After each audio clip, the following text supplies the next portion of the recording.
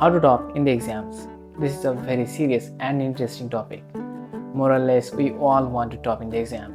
Some of us have actually done it, some of us have failed.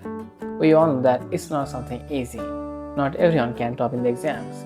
One has to be very smart and hardworking to do such a thing. However, I believe that the ability to work hard and intelligence isn't enough to top in the exams. There are some very essential factors that make up a topper, and that's the topic of the video. We are going to discuss about some of the major conditions that make a normal student topper. For parents, I would highly request you to watch the video till the end, because I believe by the end of the video you will develop a new perspective of the world. You will see your kids differently, you would be able to understand them better, and you would be able to help them create a better future. At first, let me tell you a little bit about myself so the video feels relatable and digestible, and you can judge me better. So, I'm not a top tier student, just good enough. Good enough to be noticed, but not enough to be praised. Initially, I was to be quite good though. I used to be in the top 3 and sometimes even the top. But things have changed, especially after the COVID. Things have gotten much worse. I am barely in the top 10 nowadays. Currently, I'm in 12th. I just had my boards exams, so I'm currently free, waiting for the results and a little scared. It's obvious. Now I look back and think how I had such a downfall. Obviously, I'm the one who is to be blamed for this. But am I the only one totally guilty? I don't think so. There were and still are some major external factors that had impact on my academic downfall, and that's the part of the video. By the way, if possible, please do ignore the visuals, the quality of the video. I don't have a good setup yet. I believe that my words will make your time worth it. So there are going to be 3 points. The first point is having a stable and resourceful family. Now you might be wondering what this guy is talking about. Let me give you a very vivid example. You might have noticed that all the toppers, strongest students, have something in common. That's their background. They all happen to come from a very strict and privileged family. Not everyone, but most of them. And the average students belong to a middle class family, and even worse, students belong to a lower class family. Isn't it weird and concerning? Like, what does study have to do with a kid's background? Well, that's the catch, that's the problem. Before we dive into how our background affects our academics, let me give you an example. Suppose you and your friend are going for a walk. Your height is 5'4" and your friend is 6'4". So you both take 3 steps ahead from this same starting point. Who do you think will go further?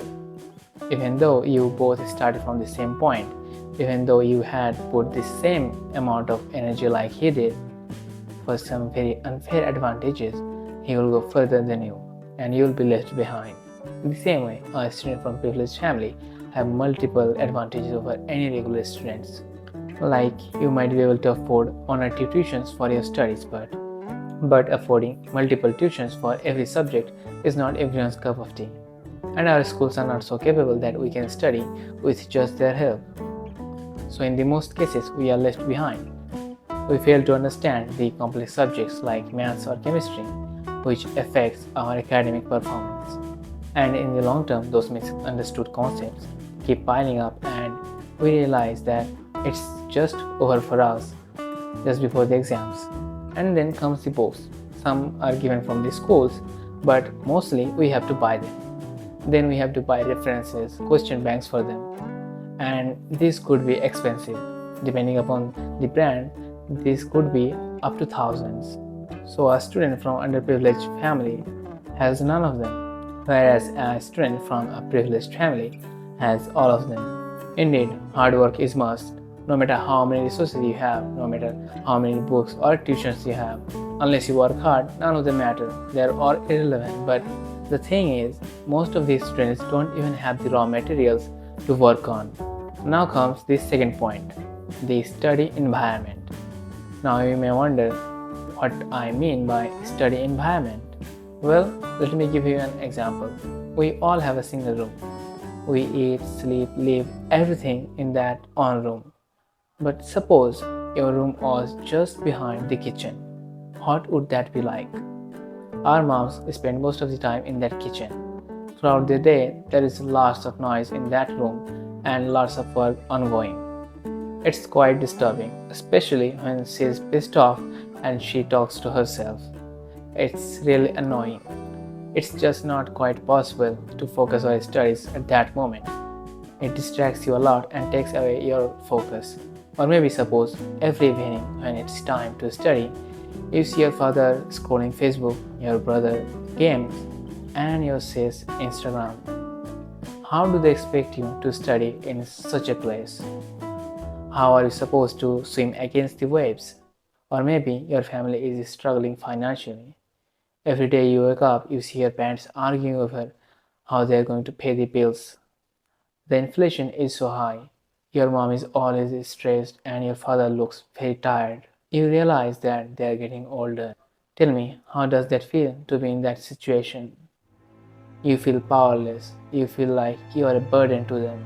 You ask yourself, how long will I have to study? When will things get better? When will I get to rest? You are stressed and depressed. You can't focus on your studies anymore. And one day you don't even realize that you have become just average like me. In our country, no matter how smart you become, no matter how brilliant of a student you are, unless you belong to a rich family, nothing can happen of you. The people, the society, the parents kept blaming us for our failure, but they never realized that it was never totally our fault.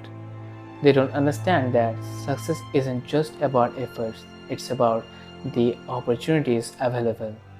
Now, some would say, don't make excuses. Your future is in your hand. Fight and take everything you want from the world. Indeed, the unbreakable and unshaken human spirit is real. There are people who have shattered mountains with bare hands and hammer. There are people who have climbed peaks without legs. But you have to understand that those are very rare and exceptional cases. Most of the hammers are used by carpenters and most of the disabled are begging on the roads. But we tend to ignore the masses and glorify the exceptions. Remember, the exceptions are not examples. This creates an illusion that one can succeed with pure hard work and dedication. We just tend to ignore the fact that we have to be privileged enough to have those resources. But we are humans. It's our nature to be optimistic. Even if the world collapses, we would still believe that someone is coming for the rescue. But sometimes we are too deluded, far from the harsh reality, and when we wake up in our little room, we realize how pathetic it is and blame ourselves because we believe every bad thing in our life is because of us. But we should not do that. We should work as hard as possible, be hopeful, and accept whatever the future have to offer. Even if we fail, say it is what it is, and move on. Life goes on, whether we stop or move on. Remember, it might end, but it's not the end. If you are watching this video till now, please let me know your opinions. I would read them all, and if I have made any mistakes, please let me know in the comments. I would fix them next time. I am still learning and growing.